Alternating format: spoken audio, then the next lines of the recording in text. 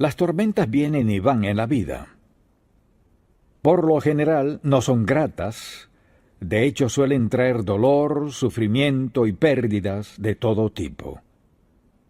A pesar de todas las dudas que tenemos, hay un versículo bíblico que es la base subyacente de lo que creemos. Y en el Salmo 103, versículo 19, Jehová estableció en los cielos su trono, y su reino domina sobre todos. Eso responde muchas preguntas.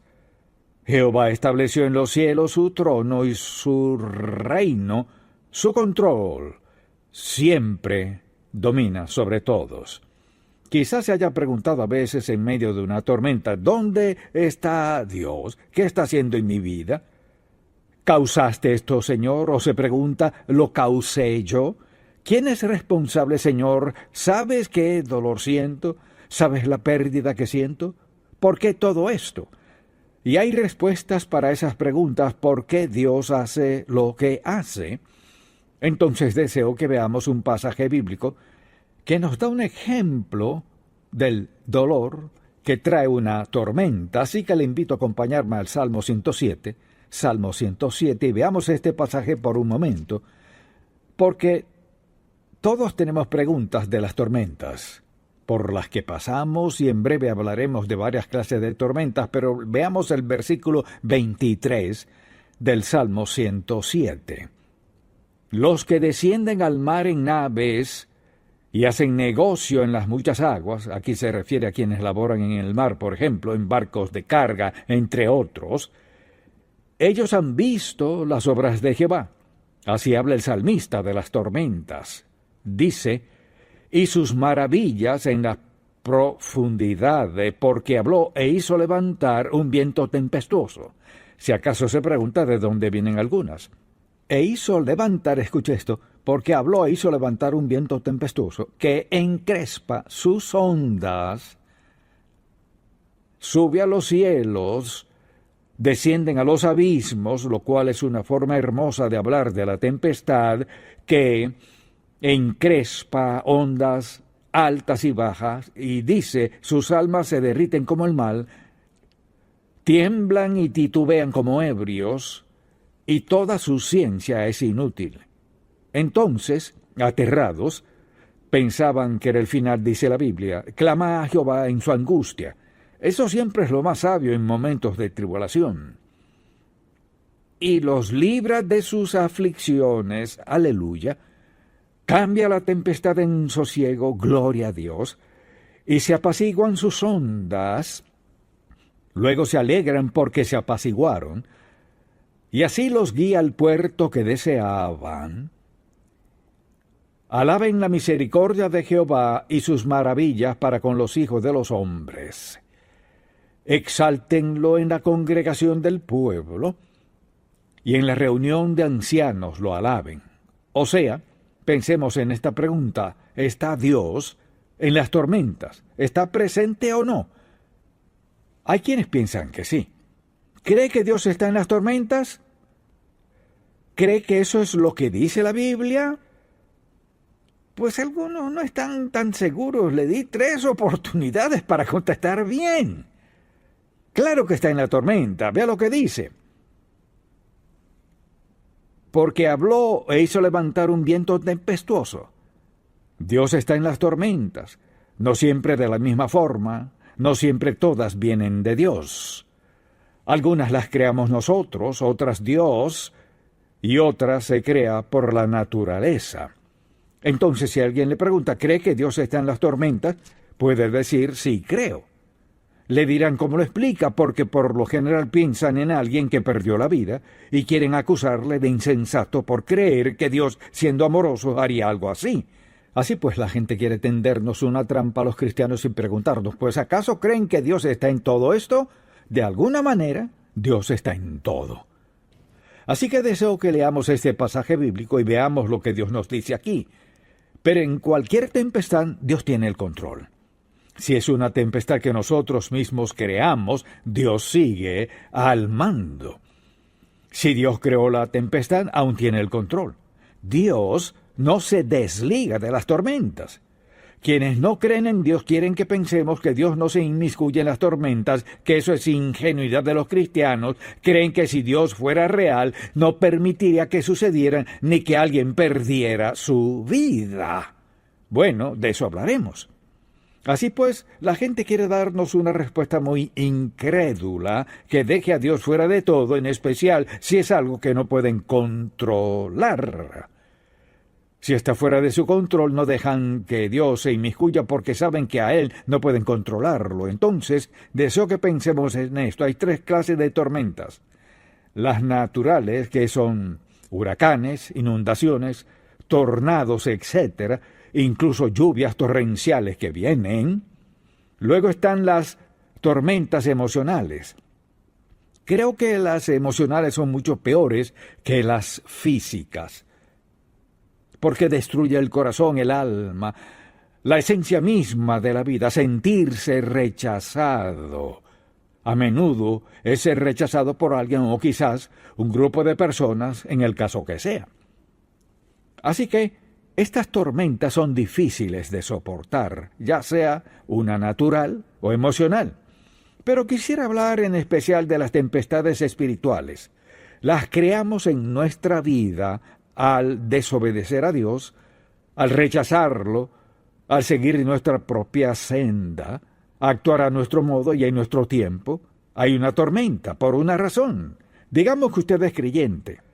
Ha aceptado a Cristo como su Salvador. Al momento de hacerlo, el Espíritu Santo, quien le dio convicción para ser cristiano, entra a su vida y está allí, enviado por el Dios Santo para vivir en nosotros, guiarnos, dirigirnos. La Biblia menciona de todas las obras que el Espíritu hará en nosotros. Una de ellas es darnos convicción de pecado. Entonces, cuando un creyente peca de manera intencional y deliberada contra Dios, mire, esa brisa se convierte en una tormenta torrencial, una tormenta entre usted y Dios. ¿Ha decidido ser desobediente a Dios? ¿Seguir su propia senda? ¿Ha decidido salirse de su voluntad? O sea, que está por su cuenta. Eso significa que su conducta, conversación, su carácter, todo cambia y se torna una gran tormenta entre usted y Dios.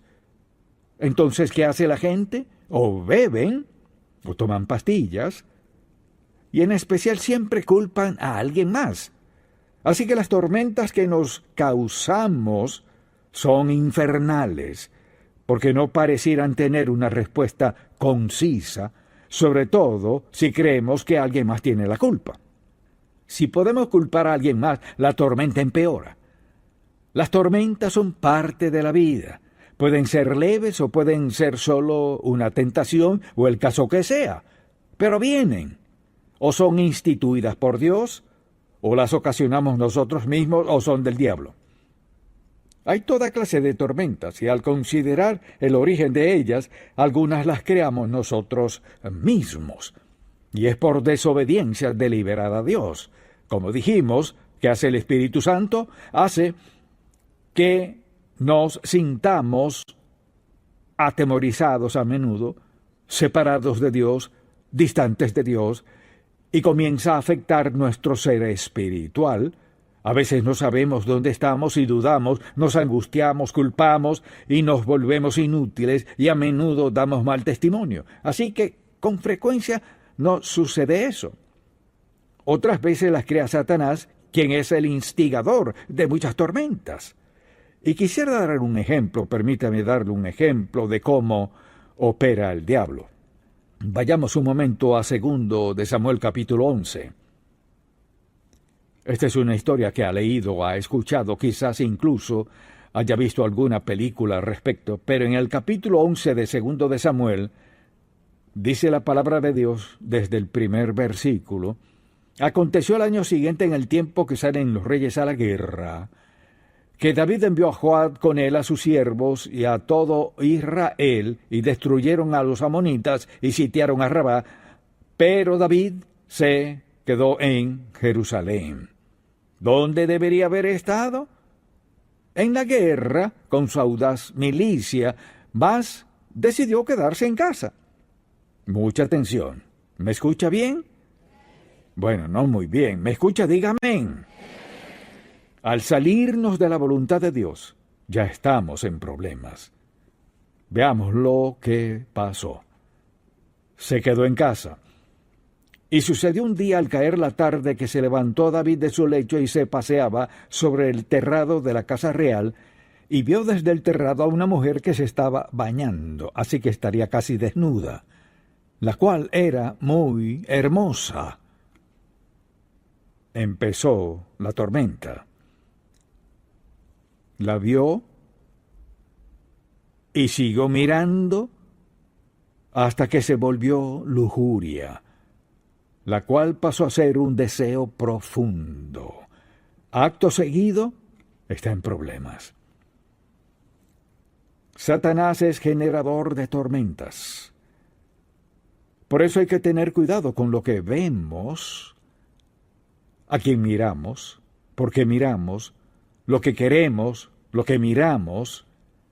Y la Biblia dice, envió David a preguntar por aquella mujer. Pudo haberse detenido en cualquier momento, pero no lo hizo. Y le dijeron, aquella es Betsabé, hija de Elián, mujer de Urías Eteo, que estaba en la batalla.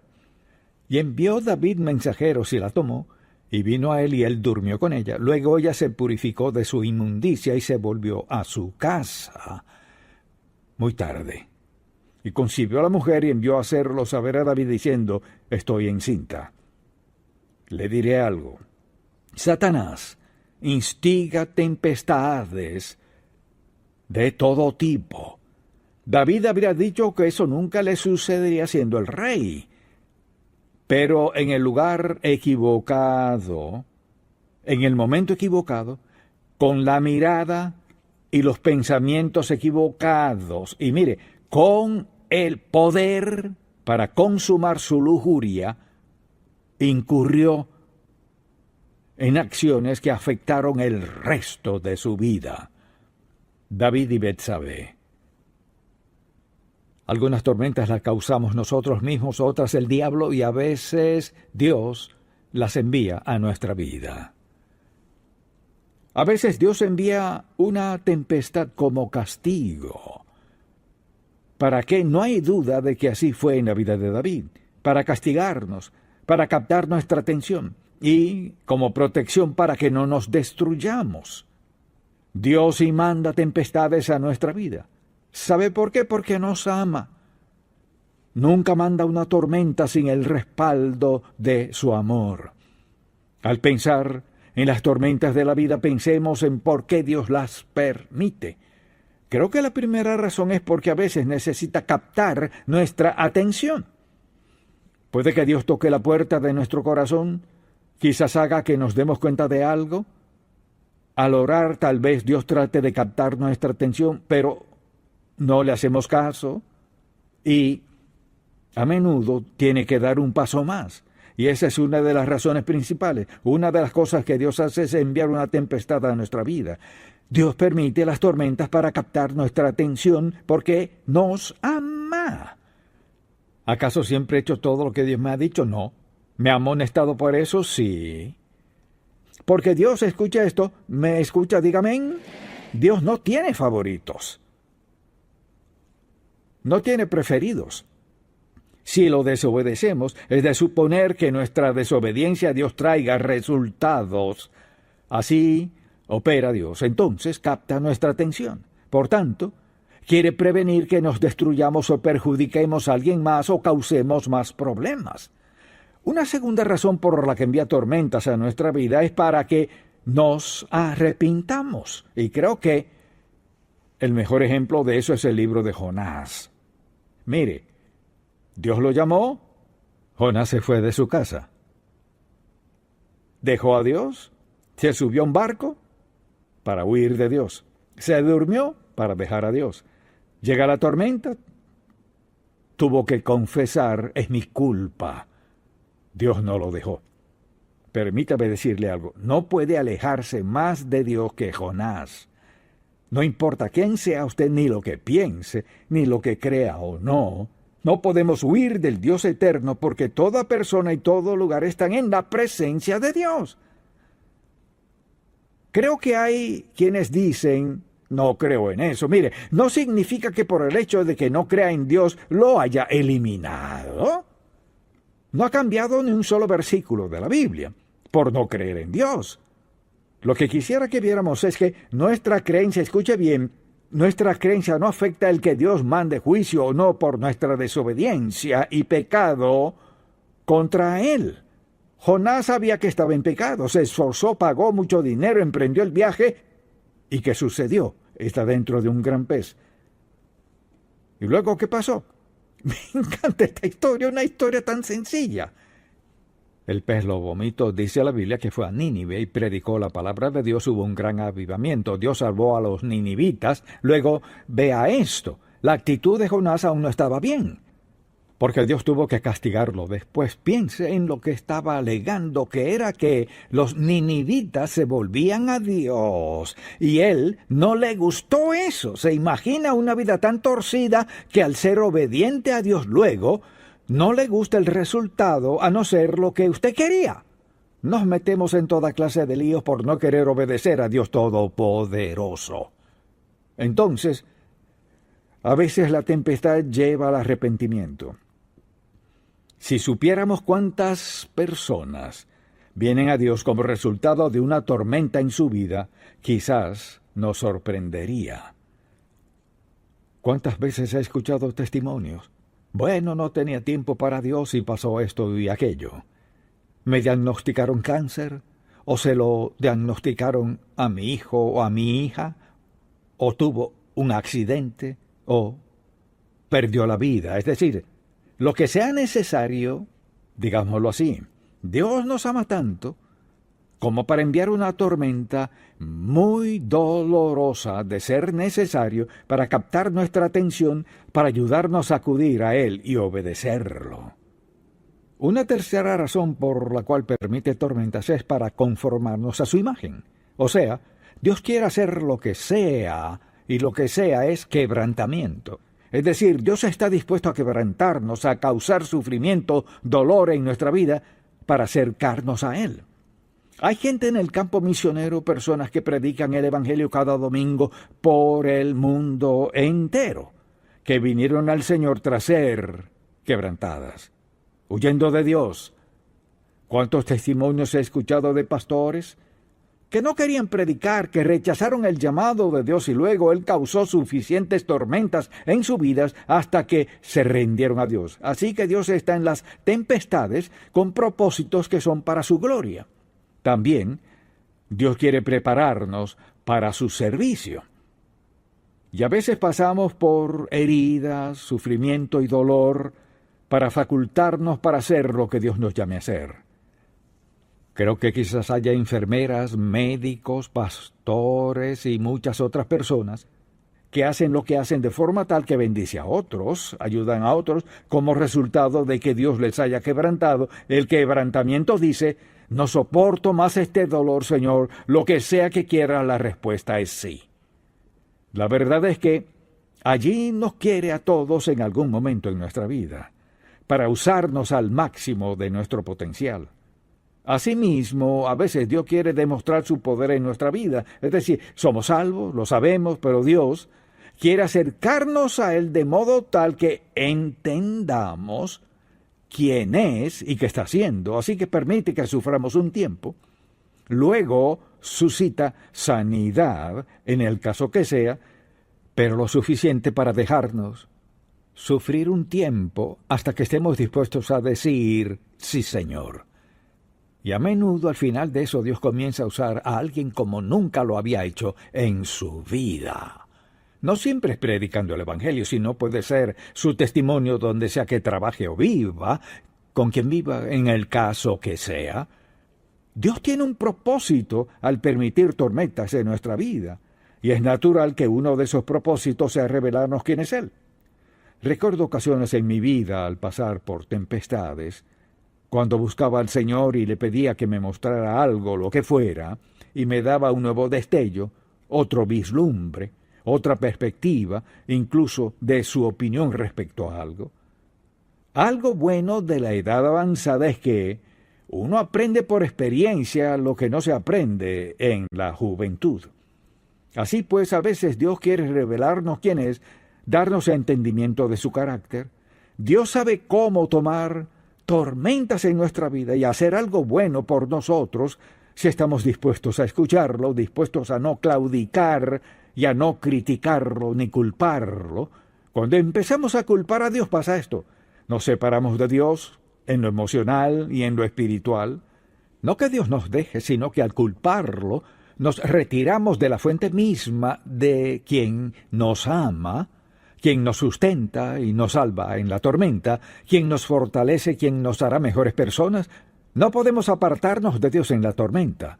Creo que todos los que hemos pasado por tiempos difíciles vemos lo que hizo Dios, no nosotros, ni alguien más, sino lo que hizo Dios en nuestra vida.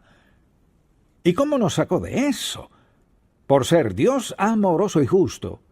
Que haya una tormenta en nuestra vida no implica que nos haya abandonado, ni significa que Dios esté castigándonos, sino quiere decir que Él tiene algo en mente, por la razón que sea, mucha atención, por la razón que sea, el propósito de Dios siempre es para nuestro bien, para hacer algo a favor nuestro, hacernos mejores personas, acercarnos a Él, demostrar su poder, mostrarnos su amor.